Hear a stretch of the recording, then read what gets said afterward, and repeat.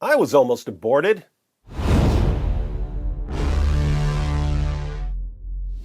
My mom got pregnant with me when she was 15. My dad was 17 at the time, and he was a drug dealer. So having an abortion, getting rid of this old lump of cells, would have been a pretty convenient move for both of them. My mom got pregnant again a year or two after she had me, and she had an abortion then. So they took out one of my siblings. My mom and her sister combined got pregnant 5 times when they were in their teens. They had 3 abortions, and me and my cousin Brandy. 40% survival rate for the original 5.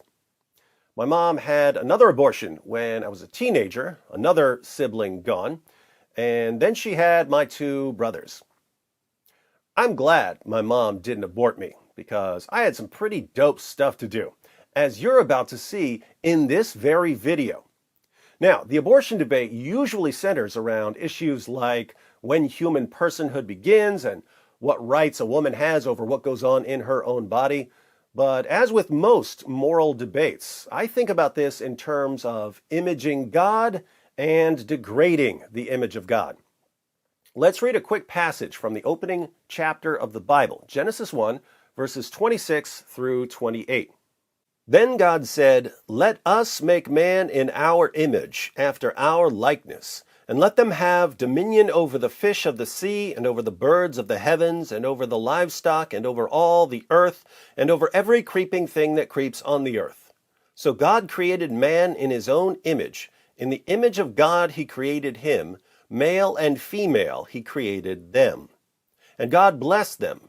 And God said to them, "Be fruitful and multiply, and fill the earth and subdue it, and have dominion over the fish of the sea, and over the birds of the heavens, and over every living thing that moves on the earth." Now, in my video, Norm Macdonald, The Image of God, we discussed what it means to be created in the image of God. The Bible never gives a clear explanation of what the phrase image of God means, but when we examine the main passage in Genesis 1, we see that it has something to do with 3 relationships: man's relationship with God, man's relationship with other human beings, and man's relationship with nature. Human beings, both male and female, can image God in these relationships. In another video, Mark Zuckerberg, The Image of God, we saw another important component of the doctrine drawn from the larger context of Genesis 1. The passage about man being created in God's image is immediately preceded by God creating the universe. God creates, God creates, God creates, God creates, God creates, God creates, and then God creates man in his image after his likeness. One possible implication of the passage in context is that man is supposed to image God in creating, like when we make epic videos. But now we're going to look at another way human beings image God, namely in producing children. In Genesis chapter 5 we read, "This is the book of the generations of Adam. When God created man, he made him in the likeness of God. Male and female he created them, and he blessed them and named them man when they were created. When Adam had lived 130 years, he fathered a son in his own likeness, after his image, and named him Seth." God created man in his likeness. Then Adam fathered a son in his own likeness, after his image.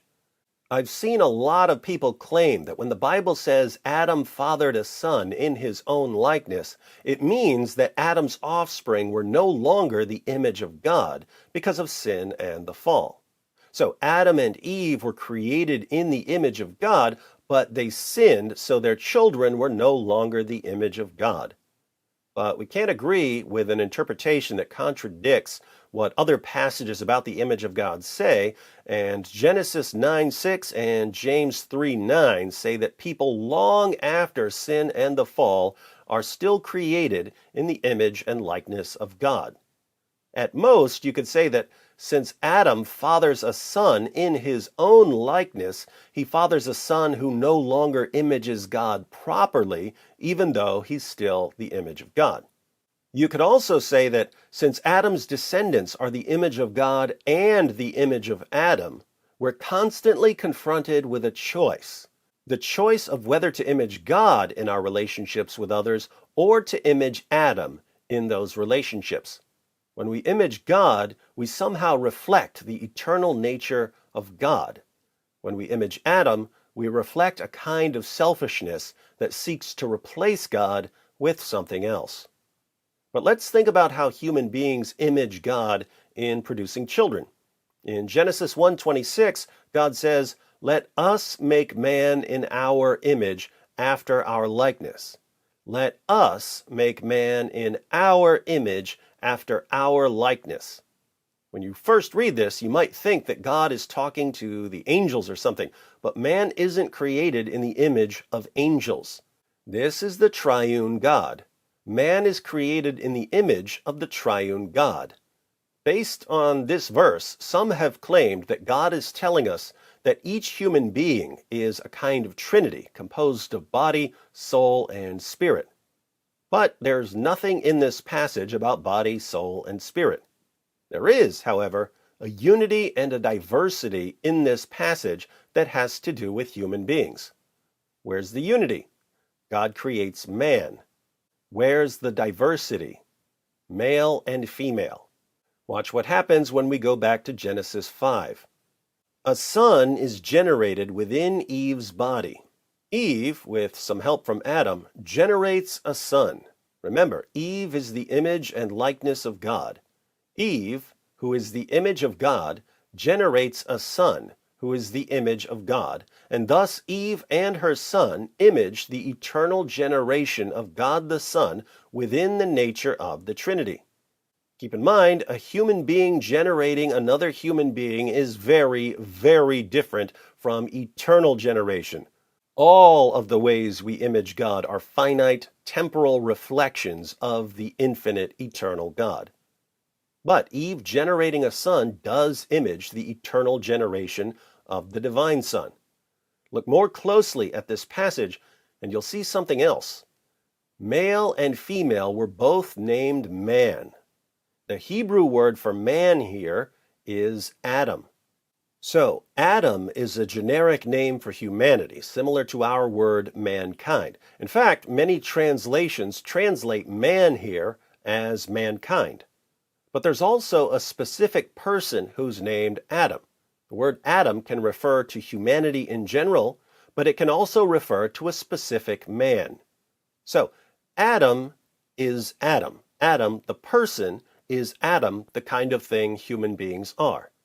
But Eve is Adam as well. Eve, the person, is Adam, the kind of thing human beings are. Seth is also Adam. Seth, the person, is Adam, the kind of thing human beings are. Adam, the person, is not Eve, the person. Eve, the person, is not Seth, the person. Seth, the person, is not Adam, the person.